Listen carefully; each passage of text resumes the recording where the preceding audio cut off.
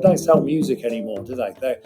They're all supported within the ecosystem that's either touring or festivals. That's how that economy now moves. So if that all collapses, it's not just the festivals, it's the ecosystem that supports, from producing speakers in warehouses, it's huge. The implosion will be catastrophic, and I think that's underplayed.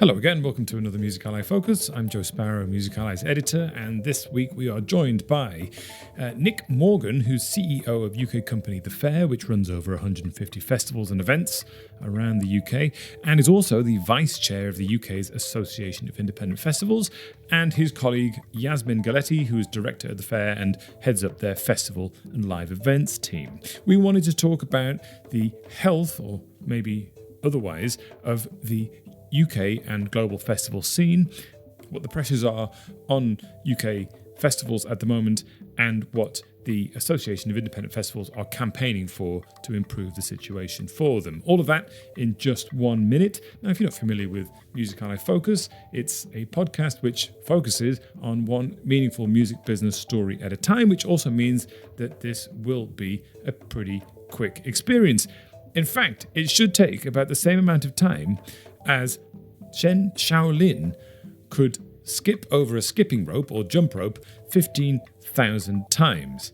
Chen Shaolin skipped over a rope 228 times in 30 seconds, and that makes him the fastest skipper in the world. Thank you to listener David for sharing this world record with me for this part in the podcast. And it's interesting to note that Chen's nickname is World's Most Powerful Thighs. So I can only assume that listener David has a Google alert set up for that. Anyway, talking about skipping things, festival goers are beginning to do the unthinkable, which is to pass up on going to as many festivals as they used to do. Now, festivals, of course, are an integral part of culture in the UK and around the world. And so we wanted to talk to Nick and Yaz about the changes that festivals are seeing in terms of their audience, and how they are engaging with festivals, how they're spending their time and spending their money at festivals, and the health of the festival scene in 2024, post-pandemic and post-cost of living crisis. We also talk about what the AIF is campaigning for and whether festivals need more support from the government to maintain their viability as businesses.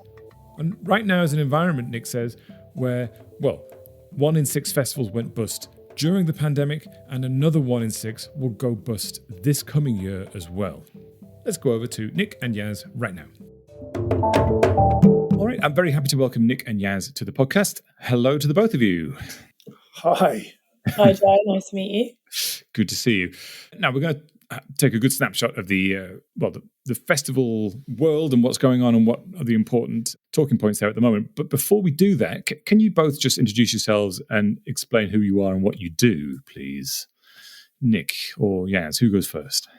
I'm Nick Morgan, the Group CEO of We Group, and also sit on various trade boards, one of them being the Vice Chair of AIF, which now represents 400 festivals with the integration of AFO, which is going into retirement. Okay, thank you. And Yaz? I'm Yaz. I'm a director here at The Fair, and I head up our live events and festival department. So I work with the team to deliver all the festivals that we put on. Okay, so both of you are very embedded in the festival world, and which is a very complicated and multifaceted world, and all the complications and multifaceted challenges that come with it. Let's just jump straight in then. We want to take a snapshot of what the festival world is like at the moment, what the challenges are from a consumer level to a festival organisation level and to a political level as well. Now, the place that music festivals hold in UK society now, and not just in the UK, in many countries around the world, has changed dramatically in the last 20 years. And I'm partially basing this on my own experiences from going to Glastonbury when I was a lot younger, but also it's clear from how festivals are covered in the media, how they become an integral part of people's lives, and how they're very sort of embedded across lots of different social and cultural things now. There's now many more of them than there's ever been. They're accessible to a lot more people, and they're just part of the social calendar in the summer. As a starting point then, for context, can you sum up the health of the festival economy in 2024? I wouldn't say it was particularly healthy. I'm very honest about this. I speak very vocally across many media platforms. I think, there's several reasons that feed into that. Very well vocalizes around the supply chain, the exponential growth in cost. So the inherent cost of putting on shows has probably gone up 20 to 25% on average. And margins, albeit the perception that many promoters are multi-millionaires, that is pure fiction. The margins traded are really, really slim. Even on sellout, we talk about 3, 4, maybe 5% margin. So it's very, very tight. So yeah, it's especially in the independent sector. Within AIF, we've already had 39 cancellations this year. We expect that to grow to potentially near 100 because there's going to be a big cash void. So, we have to pay suppliers in the procurement process, which is now. And unfortunately, for various, things that you've seen in the media, like pollen going down, merchants or ticket agents are much more hesitant, as you'd expect, to give money on drawdowns on a weekly basis. So there isn't cash in the market. Yas may have more on that. No, I think it's an interesting one because, as you've indicated, from 20 years ago, we talk about the festival industry as a whole, but the festival industry is extremely broad. So within that, there might be some areas or pockets that are doing well, or certain types of music, for example, or for example, big corporates like Live Nation have posted, very positive profit margins for the last quarter, and they seem to do well on the shows that they are selling in the UK at least.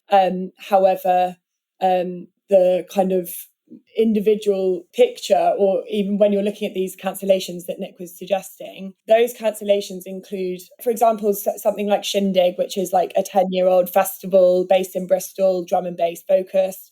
Then there's, Stan and Calling. It's like a family event aimed at kind of the people that read the newspaper that partners with it. I can't remember what the newspaper is, but, that's been going for 20 years. So I think it's interesting to see that it's all different factions of the industry based on different types of kind of cultural discipline that people are enjoying, different demographics. All of the festivals across the board are suffering. So I think that would indicate that even though you might get the odd festival or like Live Nation, big corporate run festivals that are doing okay, the industry as a whole is suffering, and there's something fundamentally wrong at the heart of it that we need to address and sort of be fighting for to improve. I'll come to you in a minute about what you're campaigning for as part of AIF, but I just wanted to touch a little bit more on the trials and tribulations of festivals at the moment, because like I said, they're such an essential part of UK culture now and in other countries in the summertime.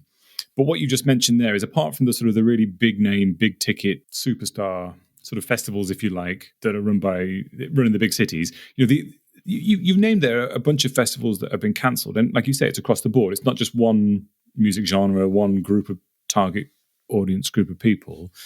It's happening to all of them in those different ways. Nick, you mentioned obviously, the costs going up and difficulties of revenue and money liquidity in that space. But is there something more fundamental than that? Are there too many festivals? Are people's expectations out of line with what, ticket prices, for instance? Are they out of line with reality? What does it really boil down to here? I think there's also macroeconomics. We all know and hear about it on a daily basis, the cost of living crisis. So whereas a consumer may have bought previously 4 shows, 5 shows a season, they can generally, or genuinely, I should say, they're much more careful with that disposable income and may only go to 1 show. So almost immediately you're reducing that ticket buyer to 20% across what they'd normally spend 100% of their disposable in that category on. So that obviously has a profound effect on the whole industry because there's less tickets being purchased. I think there's other things, for me, there is a genuine interest in shows, and through COVID, we probably lost a proportion of the population who would go to what I call gateway shows. So whether it be Reading, Leeds, Boardmasters, because obviously they weren't in the educational system or they were learning at home. So we sort of missed that.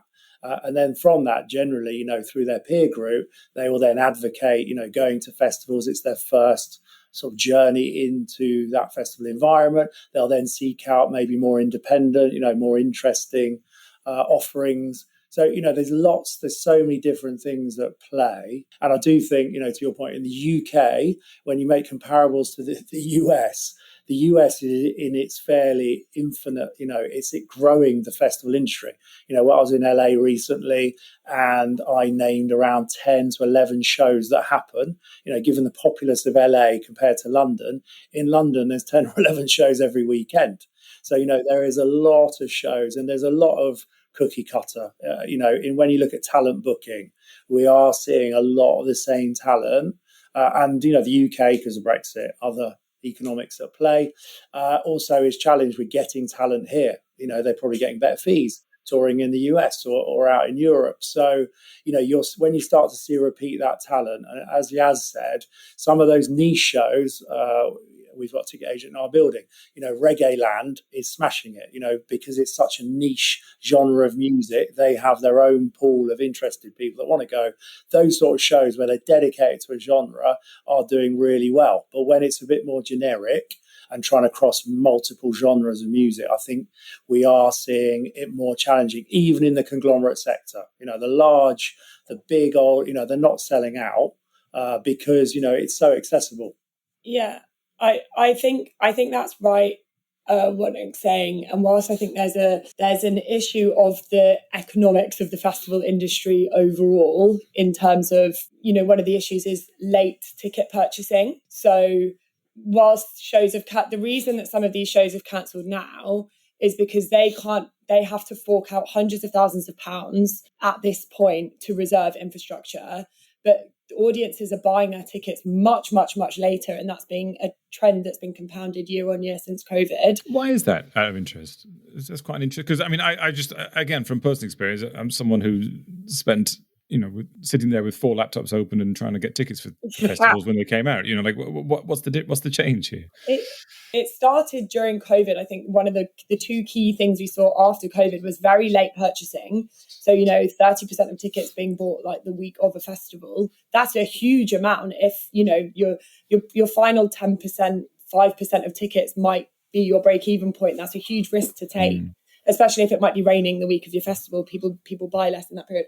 So I think COVID had a massive impact, which we're seeing across various different aspects of our life, like work from home and, wanting more flexibility, et cetera, et cetera. So I think that had an impact on people's purchasing behaviours, because people are not sure what they're going to want to do in 9 months' time. So they don't want to have to decide that right now. And perhaps also, the economy is a bit more uncertain for them. So they don't know if they can spend that £100, £200 now. So I think that's having a massive impact on these festivals cancelling, because they can't take that risk. They can't fork out the few £100,000 or more now, and wait to find out if they sell those tickets. And the other thing is huge drop off of audience. So whereas before COVID, we'd see sort of 5%, maximum 10% of people who had bought a ticket not showing up on the day. Probably every show that we've worked on, we work in the independent sector of like 10 to 20,000 capacity festivals, has had at least 20% drop off on their show, sometimes up to 25, maybe 30% on a bad weather day. And we don't unfortunately live in a day anymore where people can sell out their show and know that they've broken even on ticket sales. People need to have a good bar take on the day in order to know that they're financially secure for that year. Conversely to 5-10 years ago, maybe longer than 5 years ago, but people used to know that if they'd sold their tickets, then they're okay. We're not in that place anymore. Right. So if 30% of your 20% of your audience don't come and don't spend on the bar, then you're hugely at risk as well. So I think those things are putting the industry, finances and economy at a huge disadvantage at the moment, and that's why a lot of festivals aren't going. And I think just to add to all the points Nick said about kind of changing festivals. I think he's correct. I think there are a lot of festivals popping up when festivals reopened, when we got the green light from Boris Johnson to have festivals open that July, large gatherings, mass gatherings. People sold out 10,000 tickets like that. And after that following year, you could see all of the same people were organising additional festivals. People were trying to capitalise on people being free again. And so a lot of those have tried to remain. So there was a huge influx of new independent festivals, and actually there probably isn't enough space for it. And I think when you take into account things like a third of Gen Z don't drink, how does that affect the bar spend at our festivals? So there's two questions there, really, which is, well, let's start with the first one. Why aren't ticket prices higher? Because what we're seeing in a sort of, on a, let's say, an individual gig basis is, okay, people are very willing to spend 150 quid to go and see Taylor Swift. Maybe that's me being naive on the pricing. But let's say hypothetically 150 pounds to see Taylor Swift, but then they're not willing to sort of spend 25 pounds times 6 to go and see 6 smaller artists. And there's a lot of rationale for that.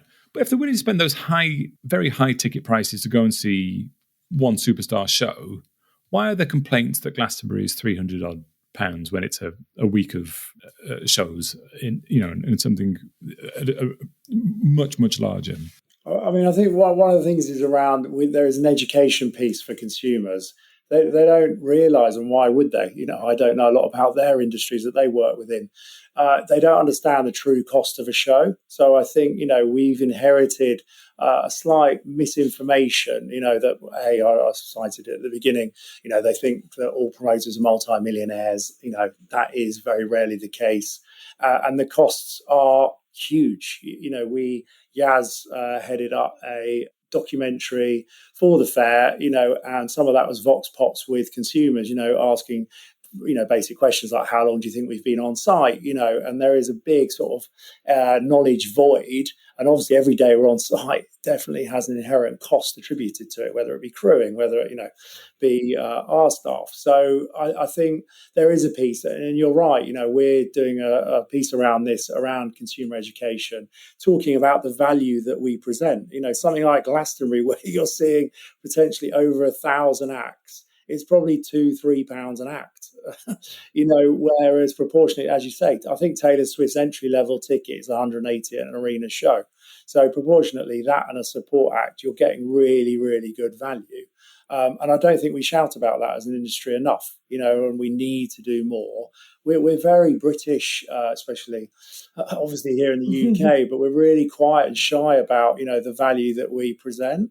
I think often because this is going out to lots of industry, we are inherently not that well received. We have lots of quite frictious relationships, whether it be with residents, to get to a licensing stage.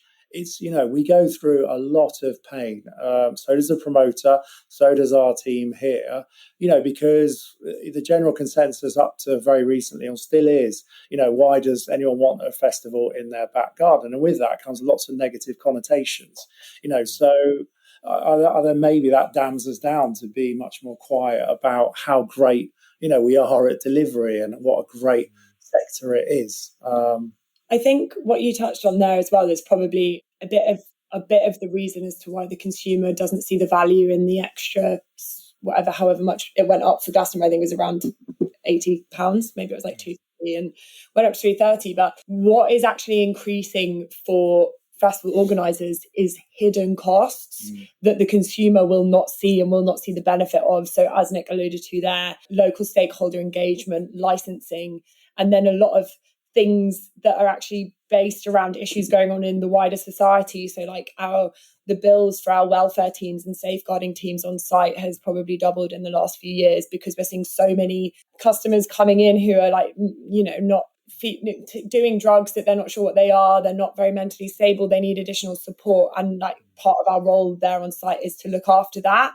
And so I think a very sensitive education piece to audience to understand the true value of that ticket they're getting. It's not just to see that act and to roll around in a field over there. It's also that we have on-site medical centres and we have traffic management companies that mean you're not being picked up by illegal unlicensed cabs, etc. They don't see the value of those things that have had exponential cost increases over the last 5 years.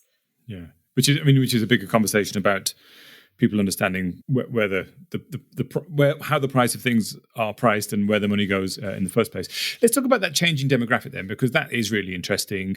Which is, we're talking about the reason for going to the festival in the first place. Which there's. I think you might assume is like, well, everyone goes to the festival to have a good time and watch some bands and hang out with their friends, right? And that is sort of the case.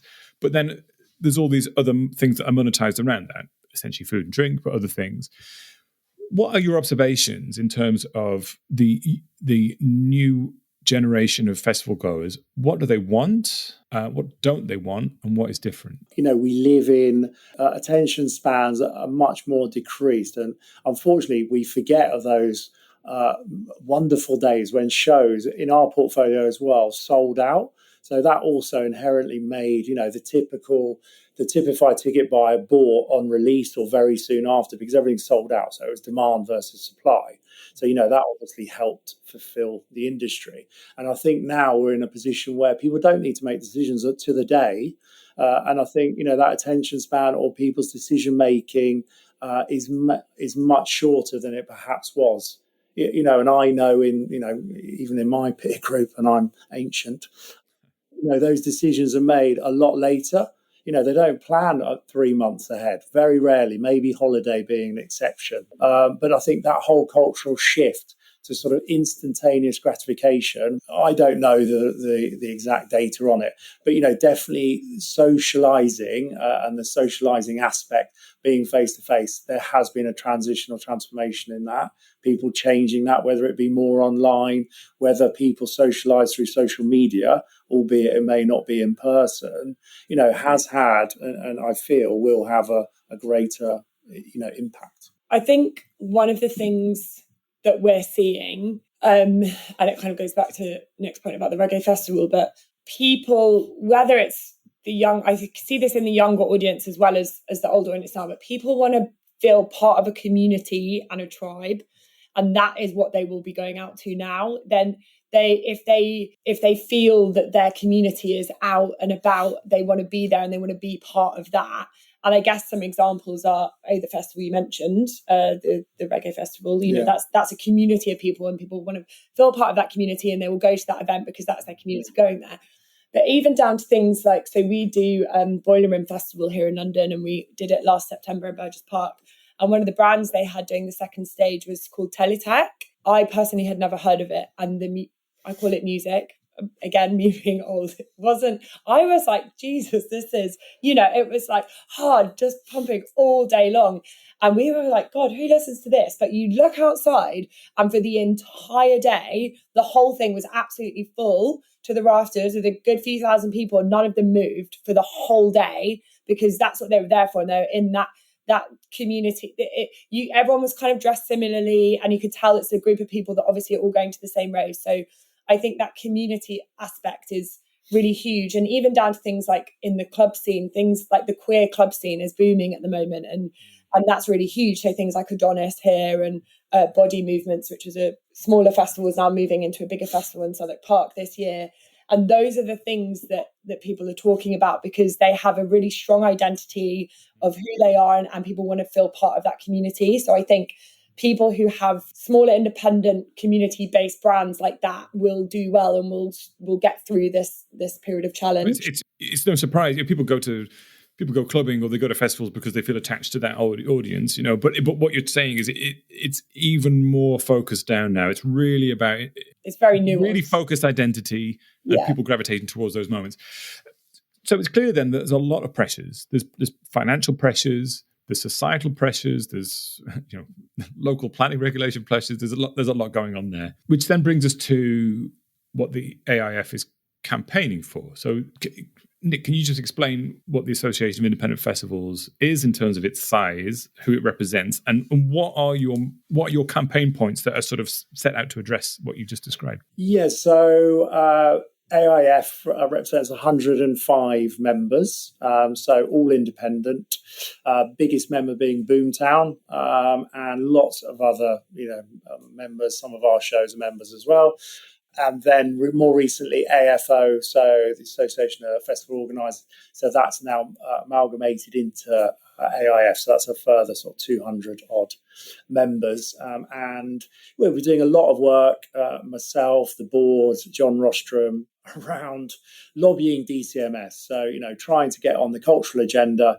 I've been saying for 18 months, to much frustration, we're heading into a cultural crisis. So, and not to get too political, but in the last spring budget, lots of what I would call the Tory cultural aspects were well serviced. Things like the National getting 26 million. Ballet opera has been, well served over the Tory tenureship, of which, I advocate. All cultural support is good. What I would say, the NTIA, nighttime economy, and us were missed in completion, in totality, in the budget. And we've been. Why do you think that was? Because, there's the political situation in the UK is, let's say, complicated at the moment. But the Department for Culture, Media and Sport has a remit to support culture, media, and sport, right? And clearly, festival going is and clubbing and nighttime music activities, however you define them, are not only inherent and really deeply embedded in UK society. It is one of the first things that the UK as a country promotes about itself. So why is it being overlooked? I genuinely think because unfortunately, it's very personalised, and MPs, in their own sectors, whatever they preference, seems to be, and I can only go on the last, 2 or 3 budgets, that's what gets awarded, supported. It's personal preference, which is, in one mind, ridiculous. For me, as you say, so great example being UK tourism. They did lots of vignettes around, culture, getting people to Britain. And the second vignette was all around the festival culture. Big piece of VT about celebrating the success of festivals, but then not to support it. And I get it. It's very hard to unpack. We were going for a 5% VAT, so 15% reduction. And, just for clarity then, so at the moment, the VAT on ticketing is 20%. Yeah. And you're advocating for it to be reduced to 5%. Yes, a lot of lobbying around that. So we had a 5% campaign looking for 15% relief on tickets for a temporary period of 3 years, basically to try and support the festival economy, and to get into a better place. And that got ignored, as we all know, at the spring budget. And aside from that, there was no other further support. We were saying anything would be helpful. And it is very hard to unpack at Treasury. I get that, but we need something. The lifeline is being cut off. And as you say, it's one of the most celebrated global exports. UK, there's not one tourism minister that won't talk about festivals within their rhetoric when they're abroad, talking about inward investment. It's one of the things we celebrate. But I also just think, just to add to that, I really genuinely don't think that the value of what the festival industry provides for the country is seen by government. And a report released very recently shows that the positive economic impact of Glastonbury festivals to the UK economy, to UK businesses, is £168 million per year. And that includes £32 million for businesses based in Somerset, so based in their local region. And I think, that's the value of one. It's granted one of the largest and most important in the world, but that's the value of that festival. If you look at the whole industry overall, there's huge economic benefit. So it seems to me to be crazy that the government is ignoring to support us, because if this industry starts to suffer, that's going to be a huge loss to the economy overall. You unsuccessfully lobbied for a reduction to 5% VAT on tickets, and this is a sort of industry-wide approach. It wasn't just for festivals; it was for a lot of different nighttime economy sort of things. So it was a kind of unified approach. Didn't work. Aside from that, what else could the government do in the UK to support what is clearly an important headline industry that they like to boast about? I mean, the other route is not dissimilar to what they did during COVID, through a facilitation with Arts Council. They gave grants to certain cultural organisations that obviously suffered, such as ourselves. Where there's a grant basis, there is a grassroots grant being deployed by Arts Council at the moment, but that is aimed, I would say, they would disagree, but more weighted towards grassroots venues, so permanent infrastructure, less on the temporary side. I think it needs a better understanding by government. I spent 2 years speaking to them on a weekly basis. They still, to my belief, don't quite understand the nuances of the festival industry. And as Yaz said, that's just one report. I think, again, myth busting, but there's a perception that all of the revenue within a festival is boundarized. So the spend only takes place and obviously benefits the promoter.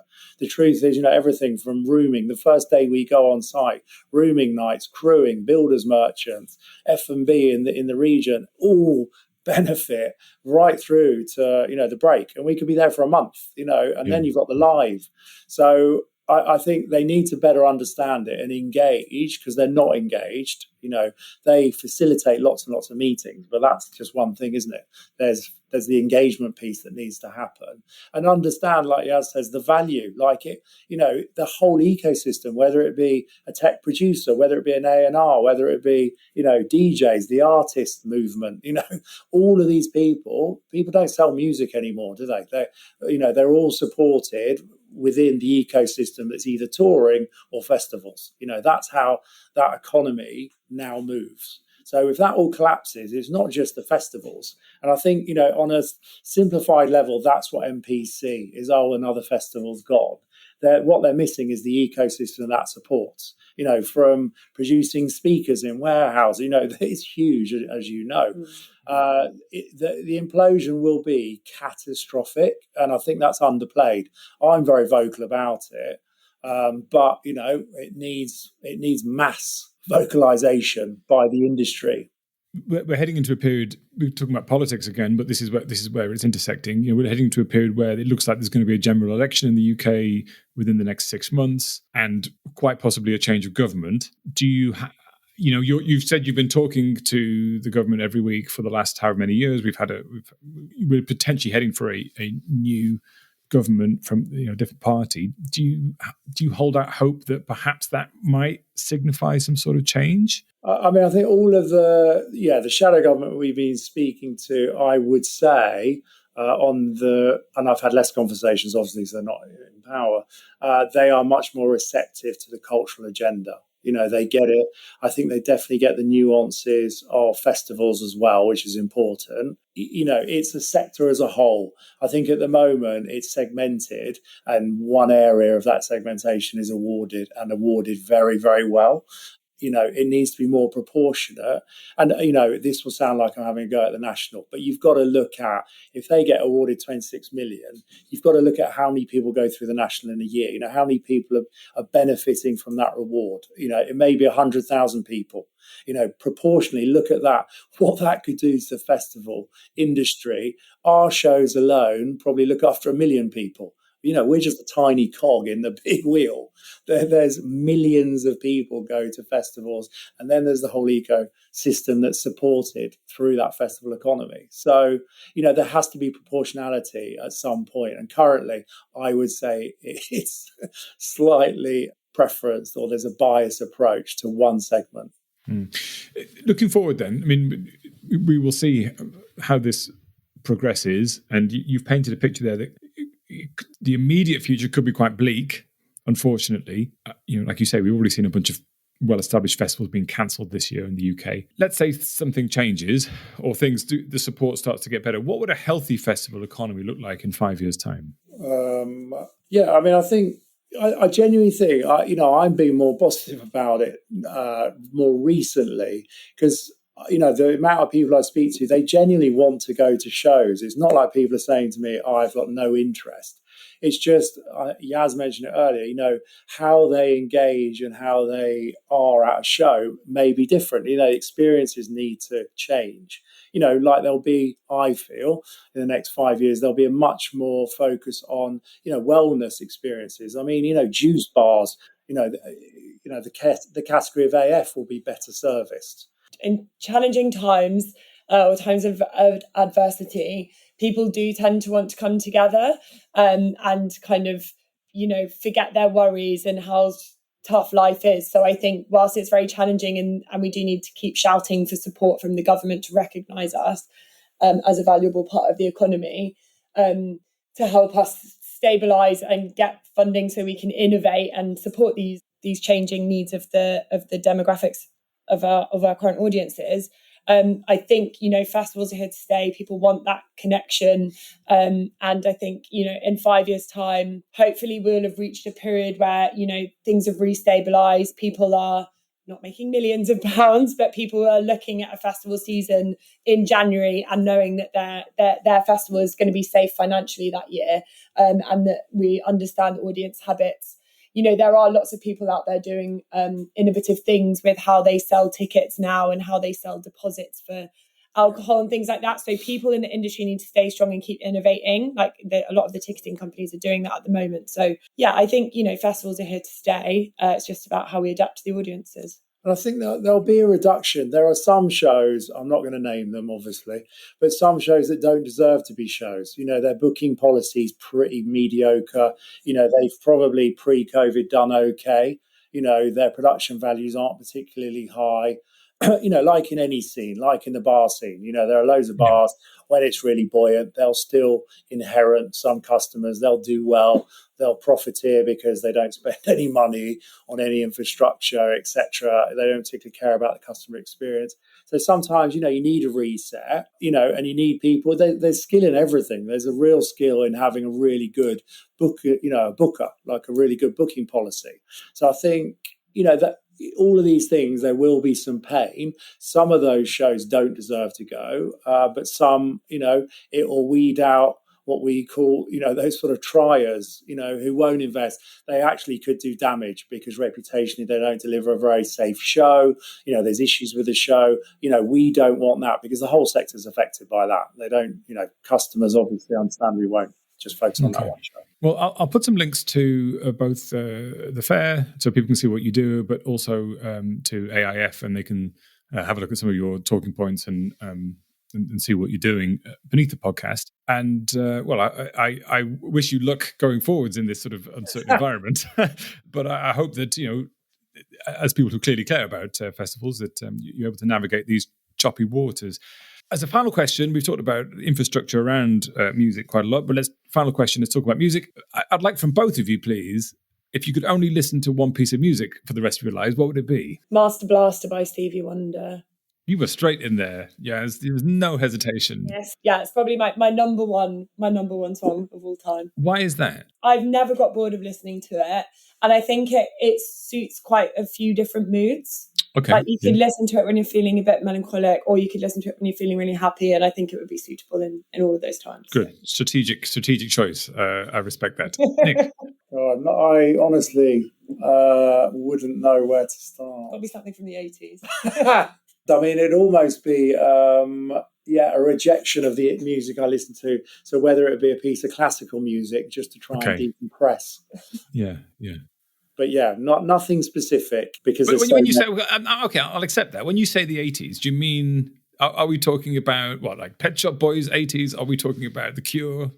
Are we talking about Acid House? What are we talking about? I mean, for me, it was the genre of, so I've called them like the indie 80s. So they're probably before like the Smiths, people like that. I loved Cure, but Waterboys, love.